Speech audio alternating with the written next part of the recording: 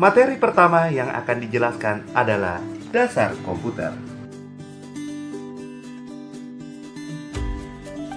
Tujuan pembelajaran kali ini adalah dapat menjelaskan pengertian komputer dan elemen-elemen penyusun sistem komputer. Let's start learning! Pertama-tama, kalian tahu nggak sih apa itu komputer? Komputer dalam bahasa Inggris yaitu to compute, yang artinya menghitung. Dan menurut American Standard Institute, komputer adalah memproses data yang dapat melakukan penghitungan yang besar dan cepat. Tujuan pokok dari adanya komputer adalah untuk mengolah data menjadi informasi.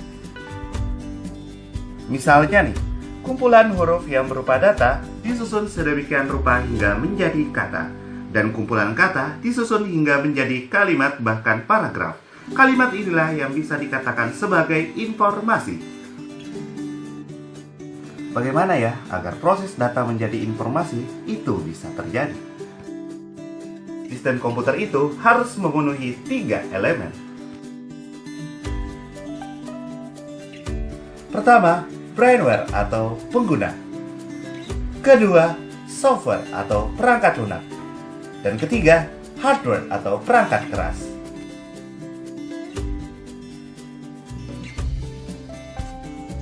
Bagaimana jika salah satu elemen tersebut tidak terpenuhi?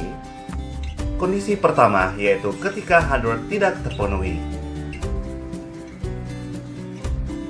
Tidak ada wadah yang digunakan oleh brainware untuk menjalankan software. Bisa dikatakan hardware tanpa software hanya berupa benda mati. Kondisi kedua yaitu ketika software tidak terpenuhi.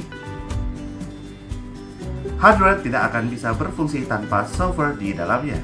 Ya, karena software inilah yang mengarahkan operasi seperti apa yang ingin dilakukan.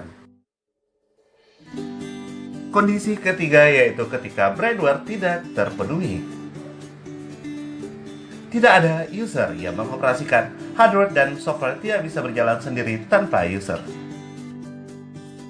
Baik teman-teman, pembahasan tentang brainware, software, dan hardware. Oke. Pertama-tama kita akan membahas brainware. Brainware atau yang biasa disebut juga user atau manusia yang terlibat dalam pengoperasian serta mengatur sistem komputer atau dapat juga disebut sebagai pengguna komputer. Terdapat 2 jenis brainware. Yang pertama, lateral komputer, yaitu pengguna yang hanya punya pengetahuan dan pemahaman tentang cara menggunakan komputer serta bagaimana menggunakannya. Kedua, kompeten komputer, menguasai terminologi komputer, menguasai fungsi sistem komputer, memiliki keterampilan menggunakan komputer. Kedua, kita bahas tentang software. Software merupakan sarana interaksi antara pengguna dan perangkat keras. Bisa dikatakan bahwa software adalah penghubung antara user dan hardware yang bekerja sebagai penerjemah perintah user untuk diproses hardware. Software terbagi menjadi 2 jenis, yaitu software sistem operasi dan software aplikasi. Pertama, software sistem operasi, yaitu merupakan sekumpulan program yang ditulis untuk melayani program-program lainnya, misalnya Windows, Macintosh, dan Linux. Kedua, software aplikasi, yaitu dijalankan pada sistem operasi yang merupakan program siap pakai pada bidang tertentu.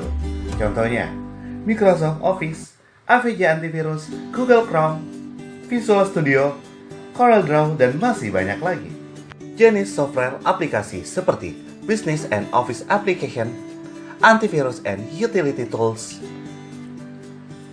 Graphic Design, Development Tools, and Communication Application. Oke, selanjutnya pembahasan tentang hardware dan hardware akan kita jelaskan pada part selanjutnya. Dan materi lengkap pembahasan ini kalian bisa download. Klik link pada deskripsi di bawah ini. Jangan lupa di like ya, terus di komen, dan subscribe.